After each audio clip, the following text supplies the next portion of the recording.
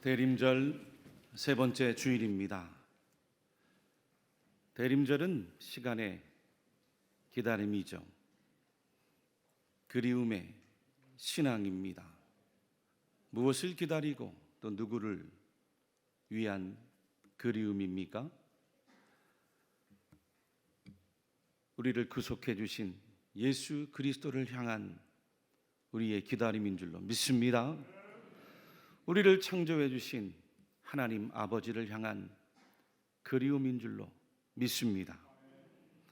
인생의 기다림이고 그리움이라고 한다면 세상의 사람들도 허탄한 기다림을 살고 허망한 그리움을 살아도 저와 여러분들은 예수님을 기다리며 살아가는 것이죠. 우리들을 창조하신 하나님을 늘 그리워하며 살아가야 되는 것입니다. 그래야 그곳에 참된 평안이 있습니다. 참된 기쁨이 그곳에 있습니다. 참된 생명이 그 안에 있습니다. 참된 구원이 그 안에 있는 거예요. 인생은 하나님의 형상으로 지음받아 하나님의 흔적이 다 우리 안에 있기 때문이에요. 하나님께서 호흡을 불어넣으시고 영이신 하나님과 교제하도록 성령과 함께하는 영적인 인간으로 지음을 받았기 때문이에요. 로마서 1장 19절과 20절 말씀에 이는 하나님을 알 만한 것이 그들 속에 보임이라. 하나님께서 이를 그들에게 보이셨느니라. 창세로부터 그의 보이지 아니하는 것들 곧 그의 영원하신 능력과 신성이 그가 만드신 만물에 분명히 보여 알려졌나니 그러므로 그들이 사람들이 핑계하지 못할지니라. 주님께서 우리에게 말씀하시는 겁니다. 이것을 망각하고 하나님께로부터 독립해 나 혼자의 힘으로 살아가 보겠다는 건 마치 아버지의 곁을 떠난 작은 아들이 자기 힘으로 독립해서 살겠노라고 주장했지만 결국은 어떻게 되었습니까? 남의 집에 노예로 들어가 돼지가 먹는 지엄 열매로 배후를 채는 피로한 인생이 되고 남루한 인생으로 떨어진 것과 마찬가지입니다. 그렇습니다. 여러분들은 사단이 주는 그 죄의 지엄 열매가 아니라 하나님께서 오늘도 주시는 하늘의 영의 양식을 먹고 살아가야 되는 거예요. 믿습니까? 예수님의 말씀이죠. 나는 생명의 떡이니 내게 오는 자는 결코 줄이지 아니할 터이요 나를 믿는 자는 영원히 목마르지 아니하리라. 나는 하늘에서 내려온 살아있는 떡이니 사람이 이 떡을 먹으면 영생하리라. 내가 줄 떡은 곧 세상의 생명을 위한 내 살이니라 하시니라. 여러분, 이 말씀이 실제 우리가 예수님의 살을 먹고 또 예수님의 피를 마셔야 된다는 문자적인 의미가 아니죠. 당시 예수님의 말씀을 듣던 유대인들도 이 증언을 문자적으로 이해하고 어려워해서 헷갈렸습니다. 그리고는 예수님을 따르던 많은 제자들이 다 이 말씀이 어려워 떠나갔다고 했어요. 영적인 의미예요. 할렐루야. 영적인 뜻입니다. 인생이 한 끼라도 음식을 먹지 않으면 육신이 배가 고프잖아요. 마찬가지입니다. 사람이 영의 양식으로 오신 예수님의 말씀을 늘 먹어야 되는 거예요. 예수님의 말씀을 늘 먹고 예수님의 말씀을 늘 생각하고 예수님을 늘 깊이 항상 친밀하게 교제하며 살아가는 거죠. 예수님을 늘 의지하고 예수님께 늘 도움을 구하고 예수님께로부터 응답을 받아야 비로소 그 영혼이 만족하고 하나님이 주신 생명으로 사람이 살아가게 될 줄로 믿습니다. 그렇지 않고 다른 걸 아무리 구해봤자 인간의 내면은 또 갈증만 일으키고 마치 바닷물처럼 거짓된 욕망으로 인해 계속해서 공허하고 괴롭고 외로운 거예요. 아무리 물질을 많이 벌어보세요, 아무리 명예를 많이 가져보세요, 아무리 세상에서 성공을 하고 정력을 구하고 쾌락을 찾아보십시오. 자극이 되고 중독이 돼서 거기에 붙들려 노예로 집착만 할 뿐입니다. 그곳에는 참된 평안이 없습니다. 그곳에는 참된 희락이 없는 거예요. 그곳에는 참된 소망도 사랑도 행복도 구원도 없는 거예요. 아버지 곁을 떠났던 작은 아들이 아버지를 그리워하고 아버지 집으로 돌아왔을 때 구원을 얻은 겁니다. 인간의 영혼은 사람을 만드신 하나님을 그리워할 수밖에 없습니다. 하나님의 집을 그리워하고 하나님의 말씀을 그리워하고 또 하나님의 음성과 그 하나님의 품, 그 하나님의 사랑을 그리워해야 비로소 행복할 줄로 믿습니다. 오늘은 지난주 대림의 두 번째 신앙에 이어 세 번째 깨어있음에 대한 말씀을 전하려고 합니다. 우리가 함께 지난주 보았던 이 렘브란트의 탕자의 귀환이란 그림을 다시 한번 보겠습니다.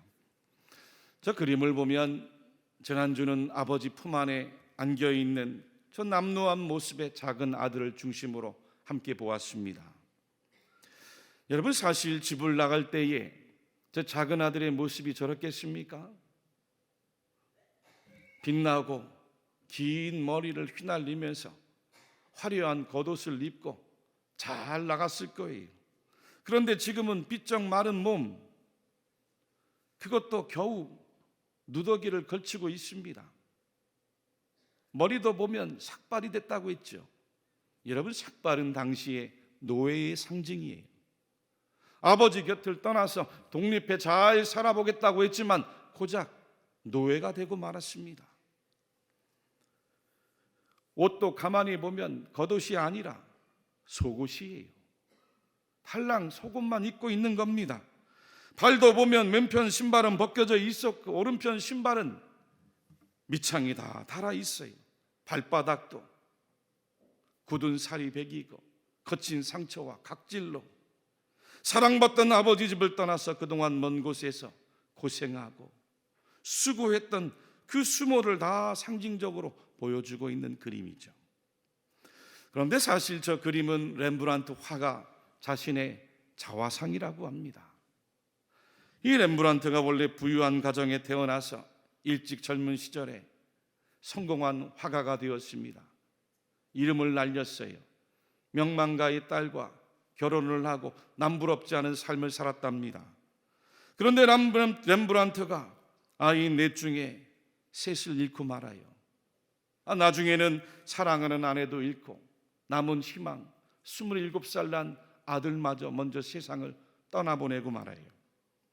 말년에는 빛에 쪼들렸고 가난한 삶으로 불행해졌는데 그 탕자의 귀환은 그의 나이 63세에 모든 것을 잃어버리고 그 인생의 마지막 길, 그동안에 걸어온 부질없는 삶을 돌아보면서 하나님의 말씀을 묵상하고 화폭에다가 그림을 그린 거죠. 탕자가 자기와 너무 닮았다고 생각했습니다. 그러나 렘브란트의 탕자의 귀환은 자기의 파란만장한 삶을 마치고 아버지와 작은 아들 그리고 큰아들의 그 심리의 묘사를 통해 자기 인생에 남은 회한과 그 마지막 희망을 그림으로 그린 겁니다. 여러분, 사실 우리 모두가 작은 아들 탕자이면서 또한 큰 아들 탕자와 같은 모습을 가지고 있음을 믿으시기 바랍니다. 사람들은 지금도 내가 누리고 있는 이 행복에 대해서 감사하지 않습니다. 그리고는 행복을 멀리서 찾아 애쓰고 있는 거죠. 마치 아버지 집을 떠난 작은 아들과 같이 저 멀리서 권력을 찾고 물질을 찾고 명예를 찾고 쾌락을 찾으며 그 외형에서 진정한 행복이 있는 것처럼 착각하며 살아가고 있는 겁니다. 아버지 집에 있던 큰아들도 마찬가지였습니다. 작은 아들은 집을 떠나서 멀리서 행복을 찾았다면 큰아들은 집 안에 있으면서 그 아버지 곁에 있으면서 가까이 있는 행복을 발견하지 못했어요. 오늘 본문 28절에서 31절까지 말씀 우리 같이 한번 다시 읽어보도록 하겠습니다. 그가 노하여 들어가고자 하지 아니하거늘 아버지가 나와서 권한대 아버지께 대답하여 이르되 내가 여러 해 아버지를 섬겨 명을 어김이 없거늘 내게는 염소 새끼라도 주어 나와 내 벗으로 즐기게 하신 일이 없더니 아버지의 살림을 창녀들과 함께 삼켜버린 이 아들이 돌아오매 이를 위하여 살찐 송아지를 잡으셨나이다. 아버지가 이르되 예 너는 항상 나와 함께 있으니 내 것이다 내 것이로되 내 것이다 내 것이로되. 렘브란트의 그림을 다시 한번 보겠습니다. 그러면은 아버지와 안겨 있는 작은 아들 위에도 여러 사람들이 그려지고 있죠.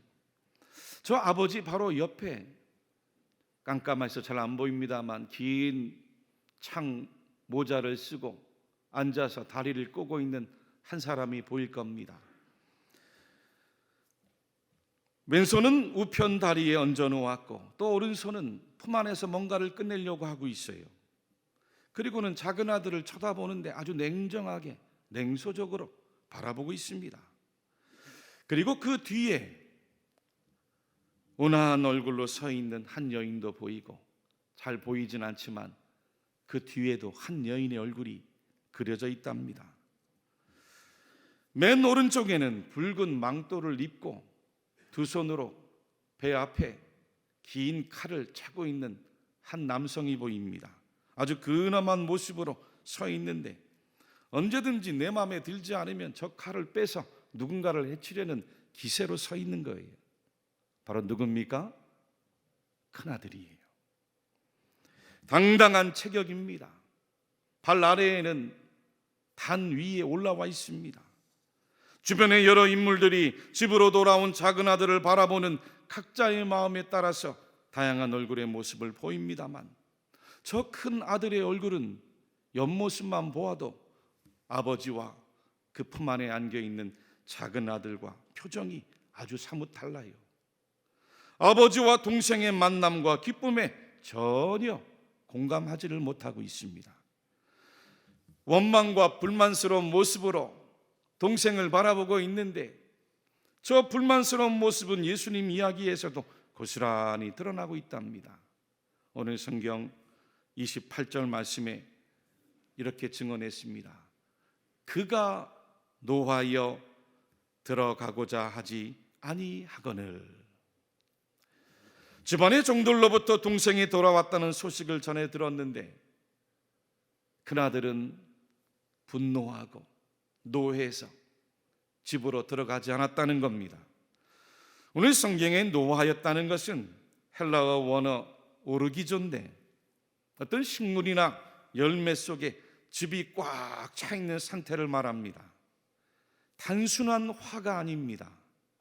마치 터져버릴 것 같은 과일의 즙처럼, 그리고 수증기의 그 압력 때문에 금방이라도 날아가 버릴 것 같은 그 뚜껑처럼 이 아들의 분노가, 큰 아들의 분노가 머리끝까지 차오른 상태인 겁니다. 왜 큰아들이 이렇게까지 분노했습니까? 집을 나갔다가 돌아온 동생을 맞이하고 있는 아버지의 태도 때문에 그래요. 어떤 태도였습니까? 동생이 돌아왔는데 변함없이 있는 그대로 받아주는 거예요. 이 아들의 생각에는 동생을 아버지가 벌하고 책망하고 비난하고 정죄해야 되는 게 맞는데 오히려 아버지는 동생을 용서해 주었습니다. 그것을 불공평하게 생각한 거예요. 용서해 준 것도 못마땅한데 거기에다가 큰 잔치를 베풀었으니 동생과 자기를 비교한 거죠. 오늘 본문 29절과 30절 말씀 다시 같이 한번 읽겠습니다. 시작. 아버지께 대답하여 이르되 내가 여러 해 아버지를 섬겨 명을 어김이 없거늘 내게는 염소 새끼라도 주어 나와 내 벗으로 즐기게 하신 일이 없더니 아버지의 살림을 창녀들과 함께 이를 위하여 살진 송아지를 잡으셨나이다. 아멘. 이것은 동생을 바라보는 그 큰아들의 감정을 고스란히 보여준 거죠. 렘브란트는 그 감정을 그 동생 앞에 긴 칼을 차고 있는, 여차하면 그 칼을 빼서 동생을 죽이려고 한 그 아들의 형의 마음을 보여주고 있는 겁니다. 붉은 겉옷을 입고 있는 것도 아버지의 남은 유산을 물려받을 자는 바로 나다 주장하는 겁니다. 동생이 다시 돌아온 순간 혹시 아버지가 물려주는 유산의 계획이 틀어질까 봐 아버지에게 불편한 마음을 보이고 그 끓어오르는 분노를 다 보여주고 있는 거예요. 한마디로 아버지 곁에 있으면서 아버지의 기쁨에 동참하지 못했습니다. 아버지의 행복에 함께 동참하지 못한 거예요. 아버지의 마음과 하나가 되지 못했습니다. 집 안에 아버지 곁에 있으면서도 아버지와 분리되어 살아간 거죠. 동생은 아버지를 떠나 집 밖에서 분리되어 살아갔다면 이 큰아들은 집 안에 있으면서도 아버지와 분리되어 살아간 거예요. 그러니 그 마음속이 어떻겠습니까? 열등감이 있고 좌절감이 있고 경쟁의식이 있고 복수와 미움과 이기적인 마음으로 불타오르고 있는 겁니다. 그렇습니다. 렘브란트의 그림에도 우리 주님께서 말씀하신 그 비유의 뜻에도 작은 아들도 탕자요, 큰 아들도 탕자입니다. 우리 모두가 탕자예요. 작은 아들은 아버지 곁을 떠나 탕자와 같이 살아온 인물이라면 큰 아들은 아버지 옆에서 아버지 곁에서 살아가면서 원망과 분노와 시기와 질투와 정죄와 판단과 혈기로 아버지의 마음과 아버지의 뜻과는 상관없이 탕자와 같이 살아간 인물이었습니다. 무엇보다 큰아들은 아버지의 것이 모두 주어졌음에도 그것을 누리지 못했습니다. 즐기지 못했어요. 감사하지 못했답니다. 왜요? 깨어있지 못했기 때문이에요. 할렐루야. 아버지 곁에 있으면서도 아버지 것을 바라보지 못하는 깨어있는 사람이 아니었어요. 우리 31절 말씀 다시 같이 한번 읽어볼까요? 시작.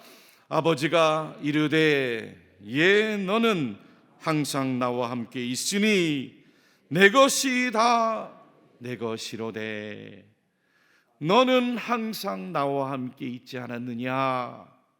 나의 것이 다 내 것이지 않았느냐?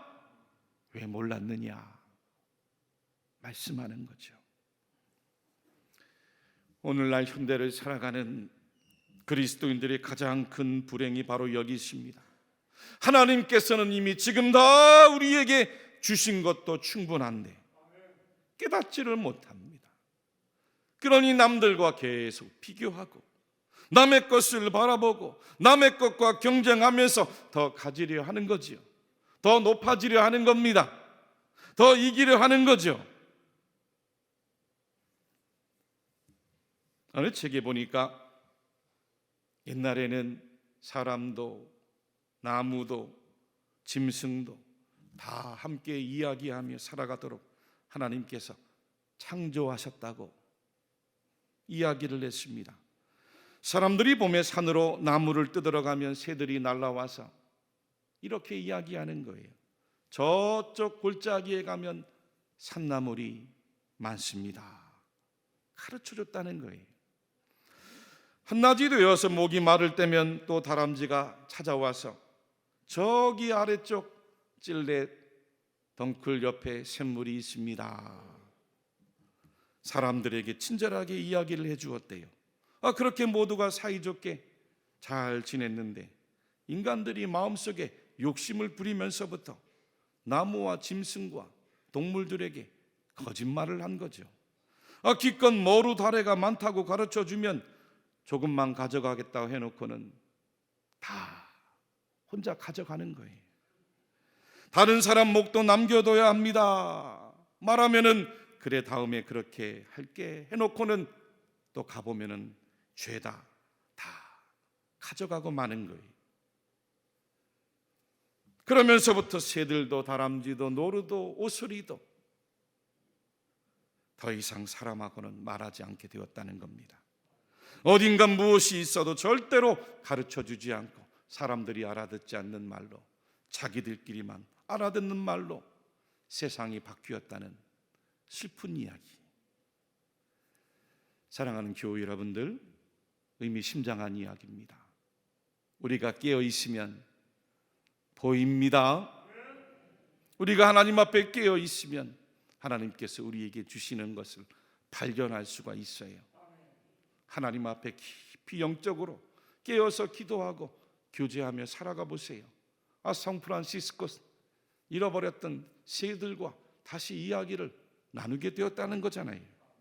인간의 욕심과 판단과 이기가 하나님 앞에서 깨어 살지 못하니까 동생을 용서해주고 받아주시는 그 아버지의 마음과 그 아버지의 사랑을 공감하지 못하는 아들이 되고 마는 거예요.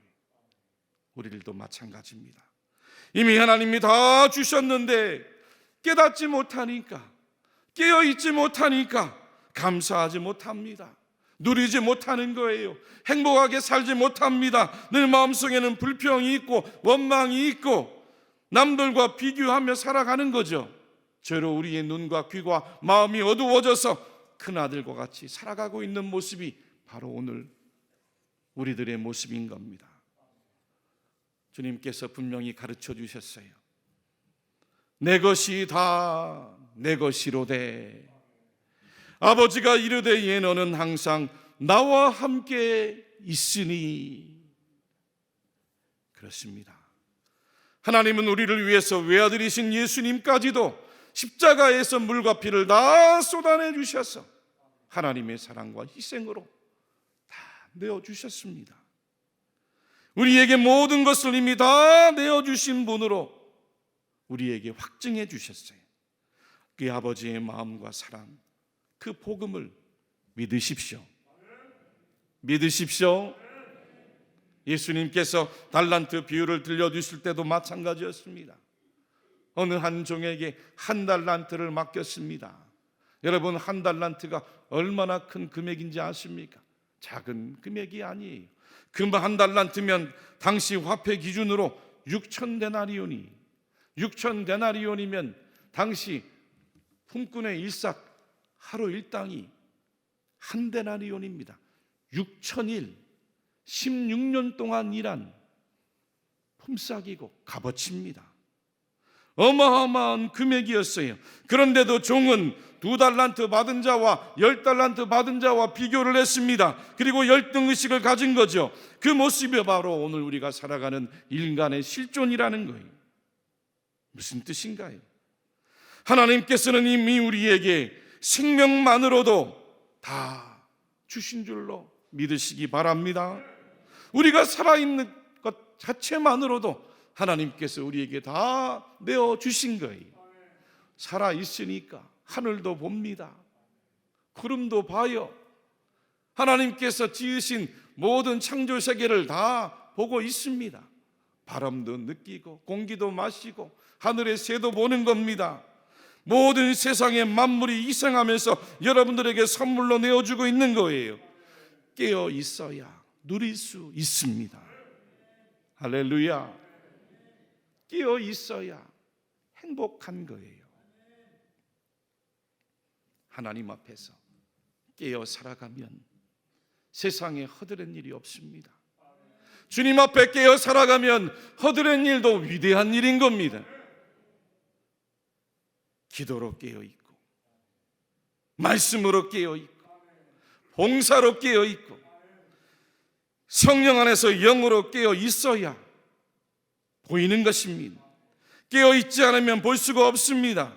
깨어 있지 않으면 이미 주신 것들도 알 수 없고, 하루하루 허둥지둥 시간에 쫓겨서 그저 남의 걸 바라보고 남의 시선을 의식하고 매일매일 남의 모습만을 바라보며 또 판단하고 정죄하고 바리새인처럼 큰아들처럼 율법적으로 살아가는 거죠.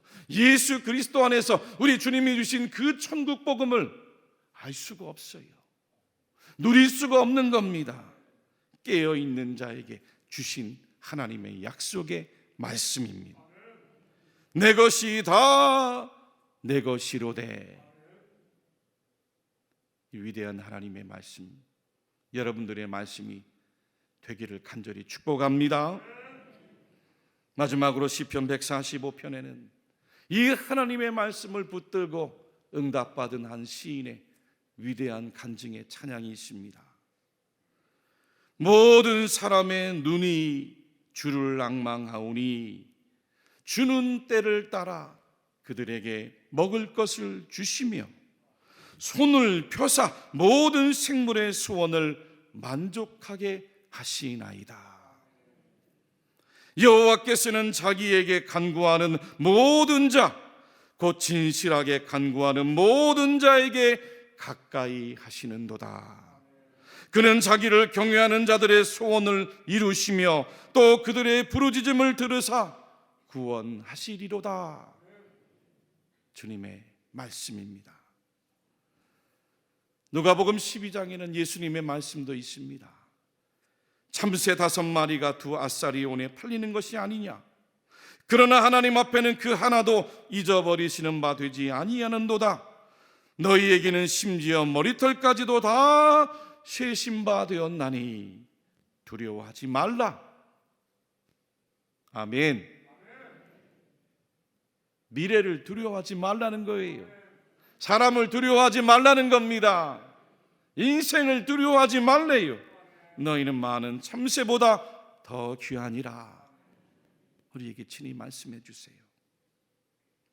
오늘 있다가 내일 아궁이에 던져지는 들풀도 하나님이 이렇게 입히시거든 하물며 너희일까 보냐.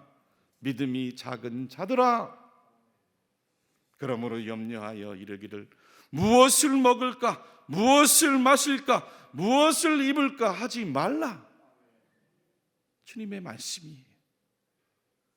사랑하는 교우 여러분들, 예수님께서는 여러분과 늘 함께 하시는 그 하나님의 돌봄과 하나님의 사랑을 친히 말씀해 주셨습니다.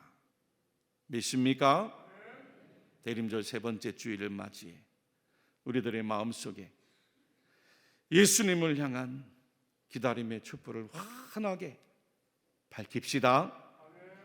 하나님을 향한 그리움의 촛불을 환하게 밝힙시다.